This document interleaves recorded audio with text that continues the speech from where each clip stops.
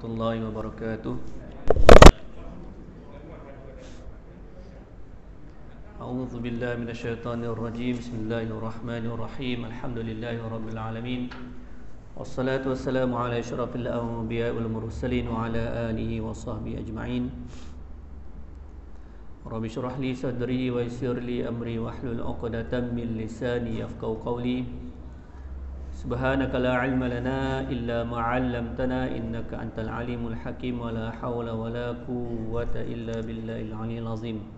Allahumma zidna 'ilman nafi'a wa rzuqna fahman nabi wasi'a. Allahumma ij'alna minal mukhlisin. Alhamdulillah, syukur kita pada Allah Subhanahu wa taala, malam ni kita sambung kembali pengajian ilmu tajwid dalam buku perbahasan ilmu tajwid yang berwarna ungu pada muka surat 215. Muka surat 215.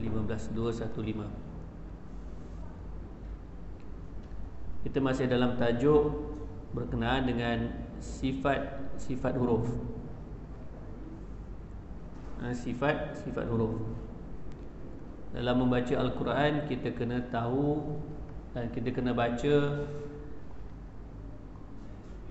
bacaan Al-Quran itu dengan keadaan membaca kena betul pada sifat dan betul pada makhraj. Dia ada dua benda yang kena ada ketika dia membaca Al-Quran.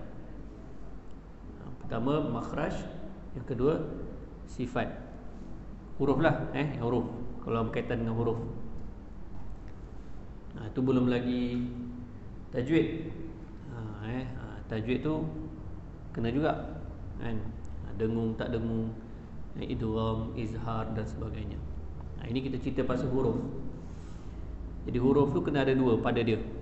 Yang pertama makhraj, yang kedua sifat. Makhraj tempat keluar. Makhraj ada berapa makhraj? Ulang-ulang kaji sikit. Ada 5. Ingat je apa jari kita ingat ni? Jari pula. Tangan kita kan ada 5 jari. 5. Pertama bibir. Bibir. Yang kedua lidah. Yang ketiga kerongkong. Kerongkong. Yang keempat rongga. Yang kelima pangkal hidung. Itu adalah makhraj. Cuma yang tempat keluar yang huruf 28 huruf Al-Quran tu 3 je. Bibir ada 4, lidah ada 18 dan kerongkong ada 6. Itu makhraj. Dan yang kedua sifat. Makhraj dah lepas dah, kita dah belajar dah. Ulang kaji balik. Ini sifat. Dan kita dah lepas 2 sifat. Sifat hams dan sifat jah. Dia ada 20. Baru 2 baru. Hams dengan jah yang berpasangan yang berpasangan. Jadi 13. Baik. Berpasangan ada silap 11. Ada 11. Okey, pasangan yang kedua. Jadi pasangan yang kedua ni dia pelik sikit. Dia pelik sikit. Sebab pasangan kedua ni dia ada 3. Biasa pasangan dua kan, lelaki atau perempuan. Ni pasangan kedua ni dia ada 3. Lelaki, perempuan. Kahwin 2 contohlah kan. Pasangan kedua ni kahwin 2. Kuat je. Apa? Yang penting ada niat. Baik. Apa dia? Iaitu syiddah, tawassut dan juga rakhawah. Okey, dia ringkasan dia untuk pasangan yang kedua ni berkaitan dengan suara. Pasangan yang pertama tu berkaitan dengan nafas, angin. Kan? Hams dia keluar angin. Kan? Ta, at kan. Kalau jah awal dia tak keluar angin. Berubah up, angin tak keluar up. Cuma pasangan kedua ni bunyi, suara. Orang kata nafas dengan suara sama je Ustaz. Tapi bagi orang Arab berbeza sedikit. Berbeza. Cuba tengok huruf dia. Huruf dia tak sama. Huruf dia tak sama. Okey. Jadi pasangan kedua ni ialah suara. Okey, dia ada 3. Yang pertama syiddah, yang juga digelar sebagai syadid. Syadid. Okey, kita tengok apa huruf dia. Huruf-huruf bagi sifat syiddah ini ada 8. Tak sama. Kalau hamzah ada 10, tapi syiddah ada 8 saja. Iaitu hamzah, ta, kaf, ba, ta, qaf, dal, jim. Terhimpun dalam rangkaian kata ajid, qatin, bakat. Ini sebenarnya kita dah buat dah minggu lepas kan. Kita ulang kaji balik. Sebab kita yang tawasud dengan rokhawah kita buat lagi. Okey, jadi dia nak mudah hafal 8 huruf tu. Ajid, qatin, bakat. Kalau kita belajar bahasa Arab, ajid apa ajid? Aku temui qatin, anak kucing, bakat, menangis. Ajid, qatin, bakat. Jangan ingat. Itu untuk huruf yang syiddah. Okey, keterangan dia. Perkataan syiddah dari segi bahasa bermaksud kuat ataupun bersangatan. Okey, dari segi istilah ilmu tajwid yang ni kita nak. Ia bermaksud tertahan suara. Kan tadi saya katakan pasangan ni adalah berkaitan dengan suara, bunyi. Tertahan suara semasa bila? Ketika menyebut huruf-hurufnya. Ajid, qatin, bakat tu, 8 huruf tu. Sebab apa tertahan? Kerana kuatnya pautan pada tempat keluar, pada makhraj suara huruf-huruf tersebut. Ini dah ada kaitan dengan makhraj sedikit sifat ni. Yang huruf jim kan, aj. Dia tertahan suara aj, tak punya aj. Dia stop situ aj. Kan? Aj, jim. Okey, macam mana kita nak detect, macam mana kita nak kesan? Jadi sifat syiddah ini dapat dikesan dengan adanya suara yang dilepaskan secara tersekat-sekat. Macam huruf jim kan. Aj, tersekat. Aj. Semasa menyebut huruf-hurufnya. Ja, ja, kan? Kan? Nak sebut ja tu kan? Tersekat. Ja, ja. Tak sama dengan huruf lain. Yang contoh huruf ha kan? Ha, tak ada tersekat. Ha, ha. Jim, ja. Dia bukan lepas tu, sebelum tu. Kalau dia berbaris lah, dia tersekat. Dia lebih ketara apabila dia bertanda sukun, bertanda mati. Aj, lempak. Aj. Kalau ha, tengok tu terlepas, ni tak tersekat.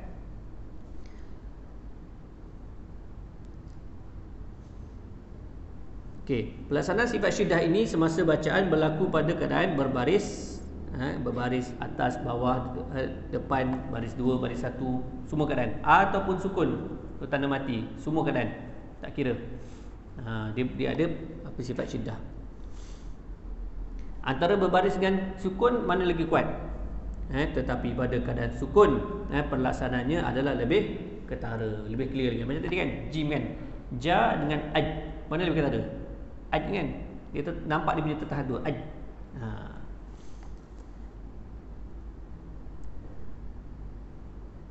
Okay, dalam 8 huruf ni, huruf mana yang paling kuat, yang paling syadid, yang paling syiddah? Syiddah tu dah bersengatan. Ni yang paling bersengatan sangatan lagi. Paling kuat bersengatan dia, iaitu huruf ta. Ta tu adalah huruf yang paling kuat berbanding huruf-huruf syiddah yang lain. Okey, out kan. Dia punya tekanan dia tu lagi kuat. Okay, cuba kita try 8 huruf ni. Kita buat matikan huruf tu. Matikan dan letak hamzah berbaris di atas sebelum dia. Okay, yang pertama jim, aj. Kita jangan qalqalah. Qalqalah tu nanti dulu. Okay, kita nak tahu dia punya sifat suara tu tertahan. Aj.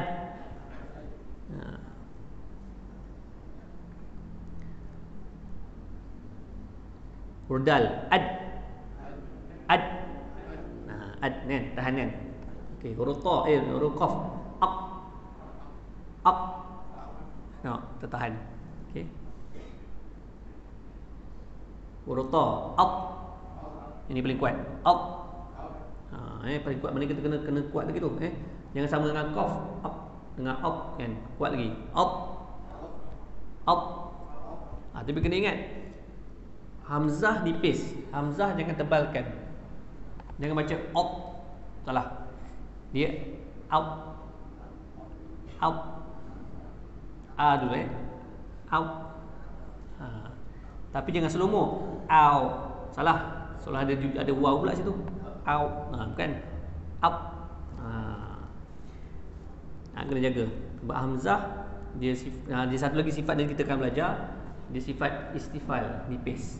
Nipis kena senyum. Out. Sama juga kita sebut takbiratul ihram kan.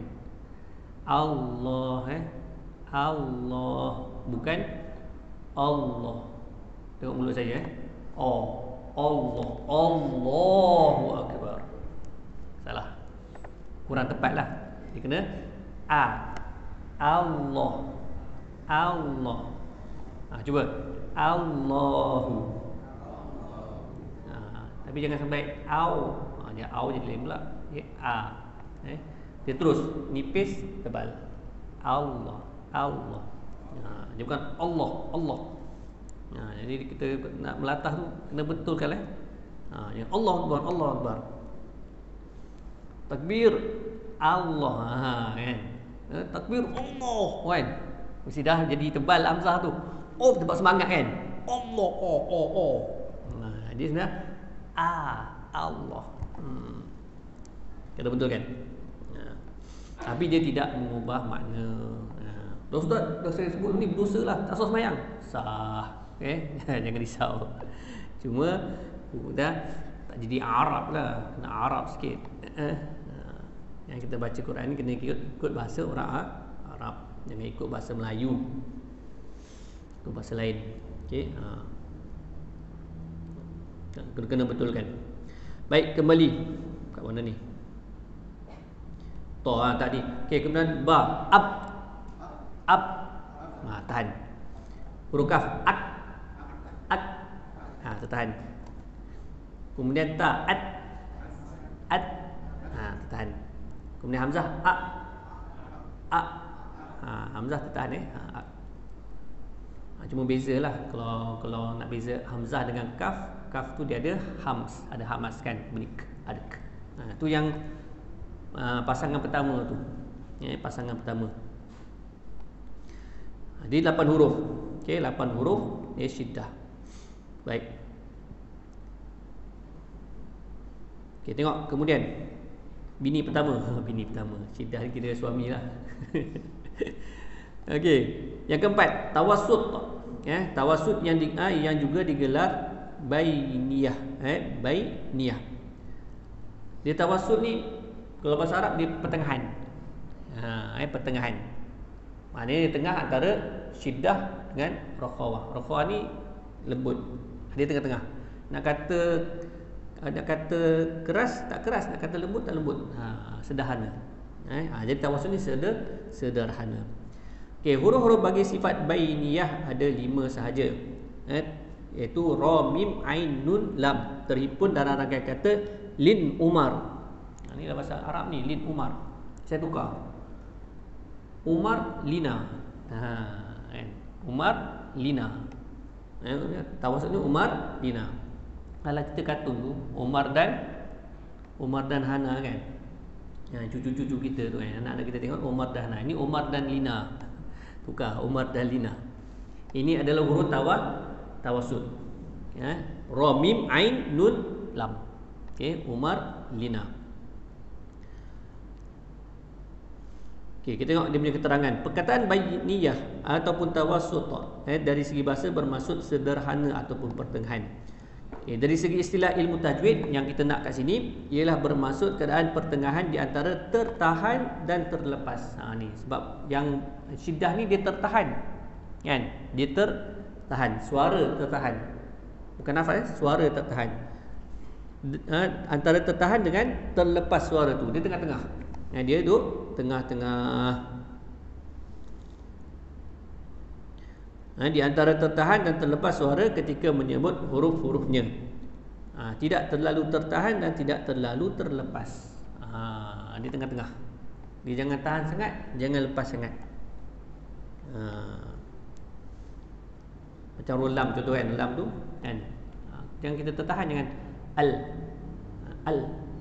Tu tahan al. Ataupun terlepas al. Tak kena dia punya makhraj lam kan. Dia tengah-tengah. Al. Umar Lina. Baik, macam mana kita nak kesan sifat bainiyah ini dapat dikesan dengan adanya suara yang tidak terlalu tertahan dan tidak juga terlalu terlepas. Semasa apa? Semasa menyebut huruf-hurufnya, tak kiralah sama ada dalam keadaan berbaris ke ataupun tanda mati sukun.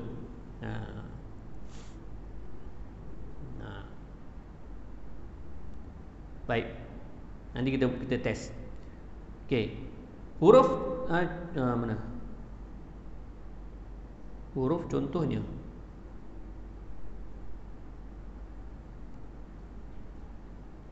Macam ada jatuh tu.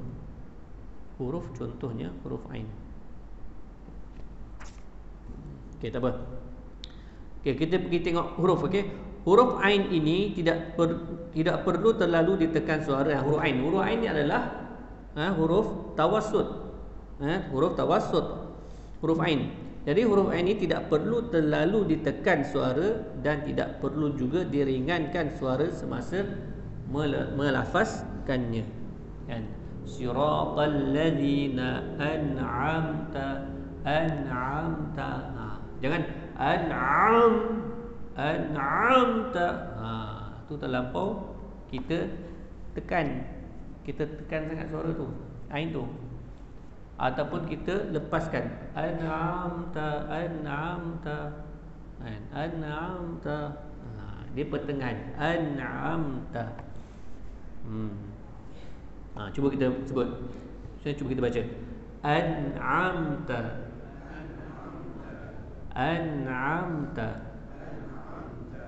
Satu lagi, ain tu sifat dia istifal, nipis. An'am, mulut kena senyum. An'amta, bukan an'amta. Bukan om. Om tu macam nak makan tu. Bukan om, dia am. Dia nak bezakan dia dengan hamzah. Ain dengan hamzah tu adalah makhraj. Sebab sifat sama, dua-dua nipis. A dengan A sama, ni nipis dua-dua. Beza dia pada makhraj. Makhraj ain kena sempitkan kerongkong. Sempitkan. Tekan kerongkong tu. Hamzah tak?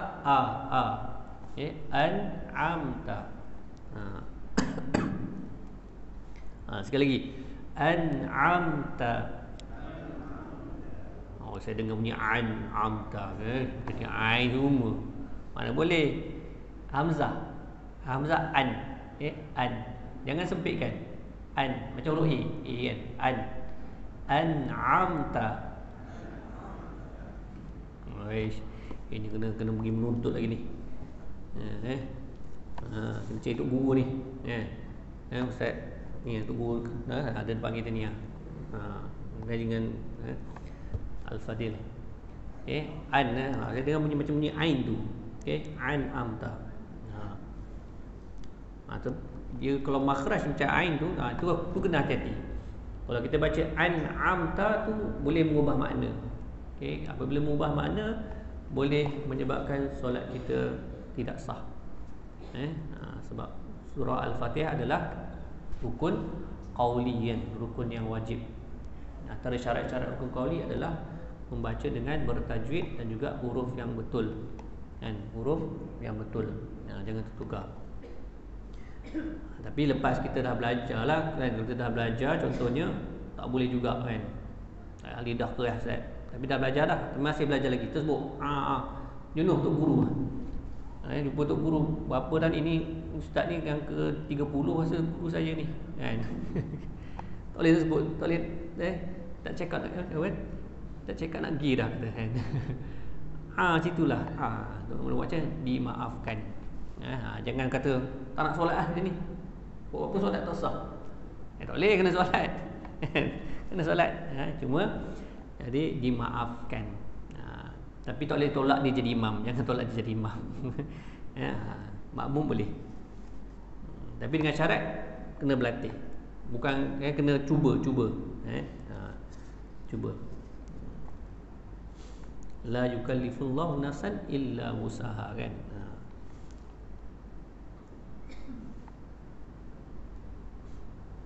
Baik. Dan kita dapat 2 pahala, Nabi kata, kan. Walaupun kita belajar Quran masih lagi merangkak-rangkak ataupun kena betulkan lagi, dapat 2 pahala. Dapat 2 pahala. Baik. Okey, kita tengok 5 huruf ni. Huruf ra dulu. Okey. Kita matikan huruf tu. Kita cuba sama-sama. Ra tu kena tebal, kalau ni kena tebal. Tapi hamzah tu nipis. Jadi dia ringan, dia tawassul. Jangan terlampau tekan sangat. Jangan Ar-Rahmani, orang tu boleh. Okey. Dan jangan terlampau terlepas dia tak kena makhraj ra. Ya, mim, sekali lagi, dia di tengah-tengah, tawassul. Jangan tekan tak tekan. Tu yang beza mim dengan ba. Ya, ba ke atas ni, kan. Ba dengan mim makhraj sama, bibir rapat dua-dua. Up. Jadi apa beza mim dengan ba? Pada sifat ni. Ba dia syiddah, tekan, tertahan. Mim tawassul, beza, kan? Bibir kita cuba ba, up. Kemudian mim, kan? Bibir dia rasa lain, kan? Ba dia macam tekan sikit. Mim, itulah sifat ni, kan? Sebenarnya semula jadi benda tu. Semula jadi. Kita sebut mim pun kita tak kata kan? Tekan tak. Okey, kemudian ain.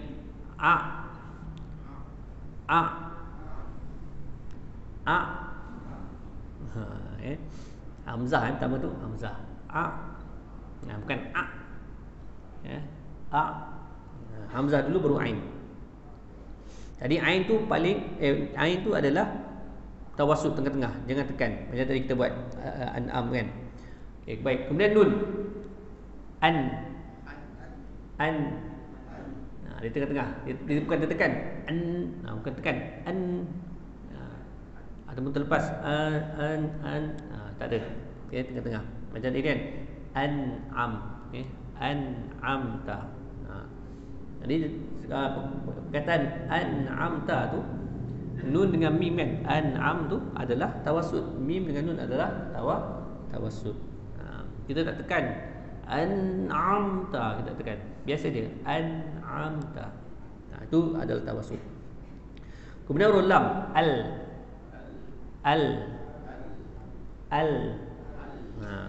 dia adalah tawassul. Baik. Itu tawassul. Dan yang seterusnya rakhawah. Ini terlepas. Okey. Yang juga digelar sebagai rakhwun, atau rakh. Baik, sifat rakhawah adalah lawan bagi kepada sifat syiddah dan bainiyah. Dia lawan. Rakhawah ni lawan bagi sifat syiddah dengan tawassul tu. Maka ada berapa huruf? Dia ada 15. Kan? Syiddah 8, tawassul 5, 8 campur 5 13. 28 tolak 13 15. Jadi balance itu 15. Okey, mana huruf dia? Iaitu ya, ha, waw, ha bulat, waw, fa, ghin, za. Huruf dad, sad, shin, sin, zai, zal, kha, ha dengan huruf sa. Huruf dad dia jadi rokhawah. Baik. Perkataan rokhawah dari segi bahasa bermaksud lembut. Okey, dari segi istilah ilmu tajwid yang kita nak di sini, ia bermaksud terlepas suara ketika menyebut huruf-hurufnya. Sebab apa terlepas? Kerana lemah pautan pada makhraj ataupun tempat keluar suara huruf-huruf tersebut.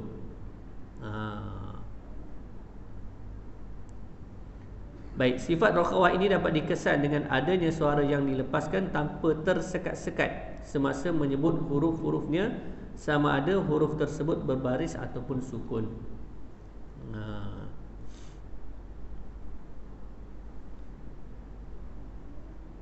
Baik. Okay, cuba kita baca 15 huruf ni. Okay, huruf ya, ai. Tengok, dia terlepas suara. Huruf ha,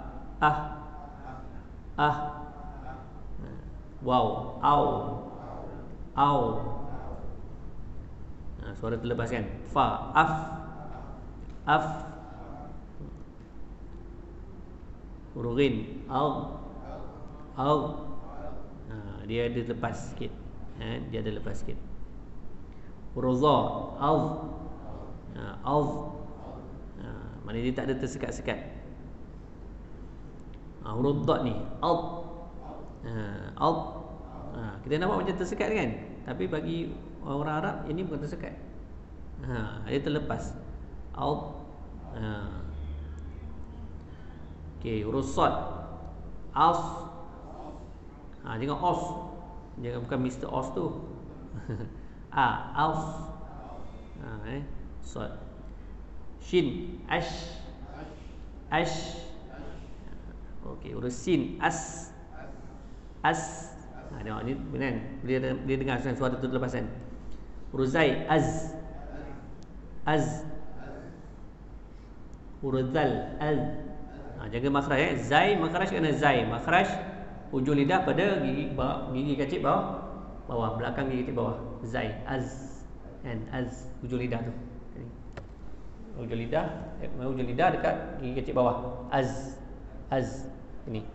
Huruf zal, ujung lidah dekat ujung tak. Zai tadi belakang gigi kecil bawah. Az. Huruf zal, ujung lidah pada ujung gigi kecil atas. Az.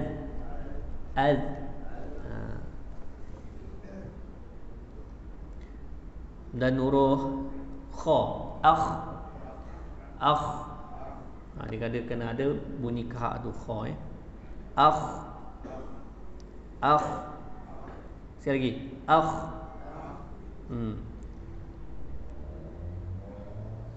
Ha pedas, Okay, sempitkan kerongkong makhraj dan huruf yang terakhir huruf za, as. Huruf za makhraj sama dengan huruf zal tadi, ujung lidah pada ujung gigi kecil atas. Baik.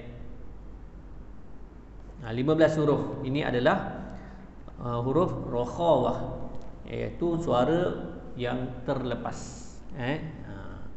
Terlepas.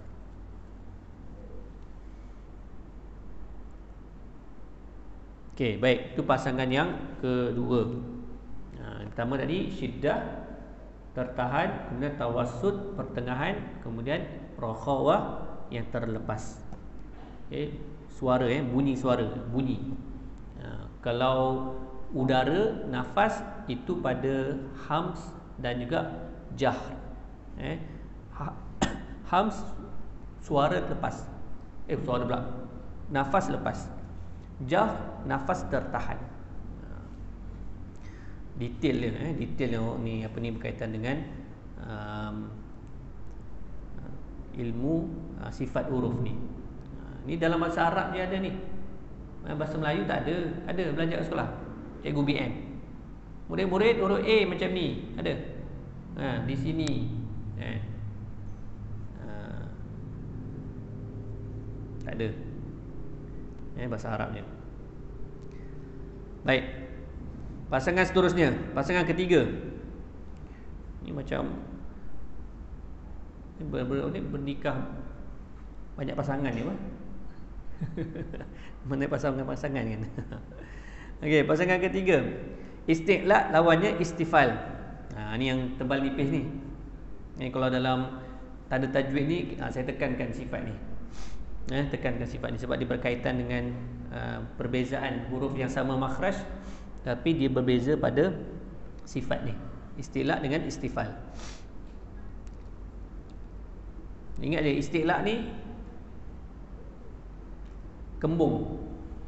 Kembung. Bukan ikan kembung. Kembungkan suara dalam mulut. Istifal senyum. Senyum. Senyum. Tapi secara detail dia nanti kat bawah ni. Kan ingat dulu kita belajar. Huruf ni kena kembung. Huruf ni kena senyum. Ini kita nak tahu istilah dia, kan? Dulu sebab kita tak cerita tentang istilah sebab tak nak bagi berat. Tak nak bagi berat, nak bagi mudah. Ini sebab kita dah masuk orang kata advance dah dalam ilmu tajwid ni, kita kena tahulah nama-nama dia. Baik. Kita tengok isti'la dulu isti'la. Huruf-huruf bagi sifat isti'la ada 7. Iaitu kha, ghin, qaf, za, ta, dad dengan sad. Kha, ghin, qaf, za, ta, dad, sad. Terimpun dalam rangkaian kata khussa, daqtin, kiz. Wah, nak menyebut pun susah tu. Susah ni. Susah. Tapi kita buat, kita ingat tak yang kita buat tu? Yang saya buat belum tulis ikut jawi tu. Siapa ingat? Huruf yang tebal ni, huruf isti'la ni. Ingat tak? Ingat Ustaz, lama dah Ustaz.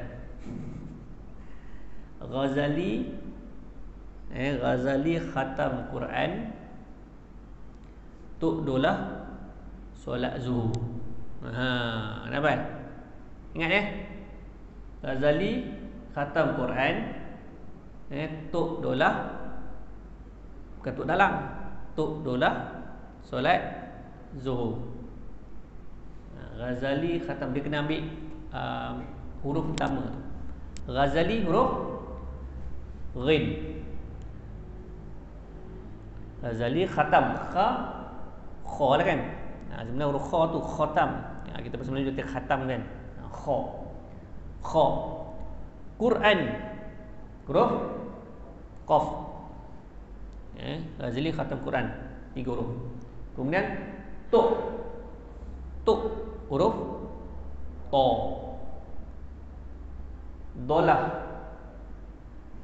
Dolah huruf dot. Solat huruf sod. Zuhur huruf za. Itu cukup 7 huruf. Ingat ni. Ni paling mudah ni. Yang sebelum ni bahasa Arab kan. Ni bagi bahasa Melayu pula. Ghazali khatam Quran Tu'dulah solat zuhur. Ikutlah aku nak tukar, Ustaz saya nak tukar Tu'dulah solat zuhur. Ni Ghazali solat zuhur, Tu'dulah khatam Quran, boleh. Tak ada masalah. Suka hatilah. Sekarang ingat yang 7 huruf ni. Nak hafal khussa, daqtin, kiz. Ini saya pun tak boleh hafal ni. Tak boleh hafal. Baik. Dah ingat huruf tu. Okey, apa istilah ni? Kita ingat, kita nak tahu pula apa istilah ni. Okey, perkataan istilah ini kalau fiqh saya tahu istinja kan, istinja. Itu tahulah. Ni istilah ni apa dia? Dari segi bahasa bermaksud tinggi ataupun terangkat. Dari segi istilah ilmu tajwid, ia bermaksud terangkat sebahagian besar lidah, terutamanya bahagian pangkal lidah ke langit. Yang kita kata kembung-kembung tu kan, sebenarnya lidah kita tu diterangkat. Pangkal lidah tu diterangkat ke langit. Cuma kita tak rasa lah. Tak rasa. Kita tak rasa. Macam huruf kaf kan, kaf dengan qaf. Makhraj dia pangkal lidah sentuh pada langit kan. Kaf, qa, ak. Tapi kita rasa ke? Kita boleh rasa dia punya pangkal tu naik. Kita cuma tahu udara tersekat je kan. Ak. Sebenarnya dia sekat tu sebab pangkal lidah tu telah menutup langit. Dia naik ke langit, dia tutup. Udara boleh keluar. Sama lah air tebal ni yang kita kata kembung. Kan. Dia sebenarnya pangkal lidah tu dia naik. Tapi tak ada dah tutup, dia cuma naik. Dia naik je. Pangkal lidah tu naik ke langit.